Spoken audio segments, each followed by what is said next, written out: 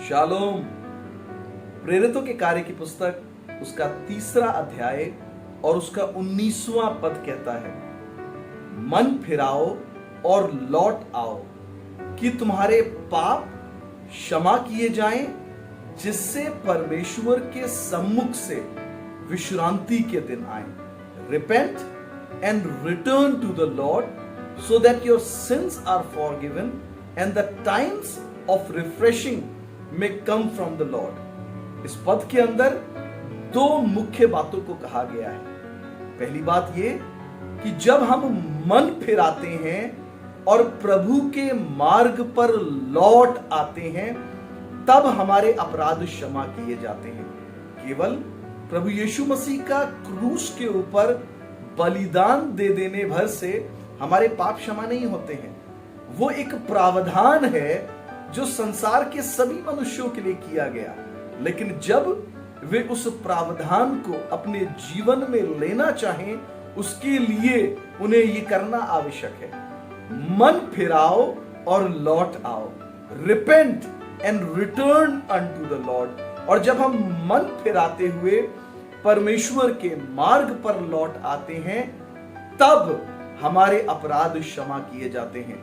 और इसी क्रम में दूसरी बात होती है, वचन कहता है, और जब तुम ऐसा करोगे तब परमेश्वर के सन्मुख से विश्रांति के दिन तुम्हारे जीवन में आएंगे। Then the times of refreshing from the Lord will come into your life। बहुत से लोग अपने जीवन में परमेश्वर के विश्राम का अनुभव इसलिए नहीं कर पाते क्योंकि उन्होंने ना तो मन फिराया है और ना वे परमेश्वर के मार्ग पर चल भी रहे हैं। जब हम भजन संग्रह की पुस्तक और उसके 32वें अध्याय को पढ़ते हैं, 3 पद के अंदर दाऊद, जो कि इस भजन का लिखने वाला है, अपने विषय में इस बात को कहता है, जब मैं चुप रहा तब दिन भर करहाते करहाते मेरी हड्डियां पिघल गईं, क्योंकि रात दिन मैं तेरे हाथ के नीचे दबा रहा और मेरी तरावट धूप काल की सी झुर्राहट बनती चली गई। दाऊद एक पाप में था, उसने एक बड़ी गलती करी। वो अपने गुनाह को जानता था, लेकिन वो इस पद के 3 पद के आरंभ में कहता है, परंतु मैं चुप रहा। यानी कि उसने सोचा कि मैं अपने पाप का बयान परमेश्वर के सामने नहीं करूंगा।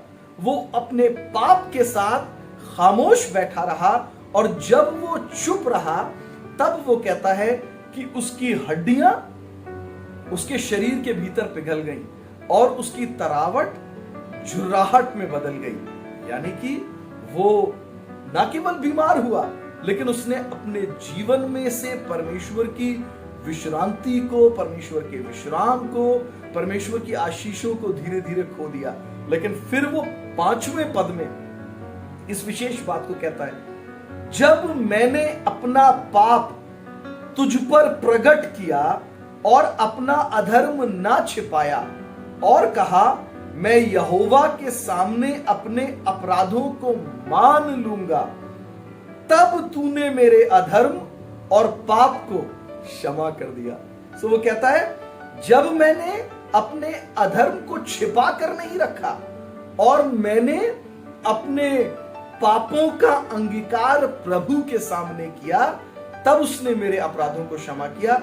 और ना केवल दाऊद के अपराध क्षमा किए गए, वरन परमेश्वर की ओर से विश्रांति के दिन लौट कर आए और उसने प्रभु से विश्राम को अपने जीवन में पाया।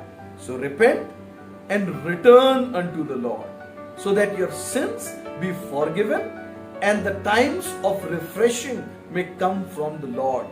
यदि आप सचमुच परमेश्वर के द्वारा तरोताजा किया जाना चाहते हैं, यदि आप परमेश्वर से विश्राम अपने जीवन में चाहते हैं, मन फिराएं, प्रभु के मार्ग पर लौट आएं। प्रभु की उपस्थिति आप में से हर एक के साथ बनी रहे। शालोम।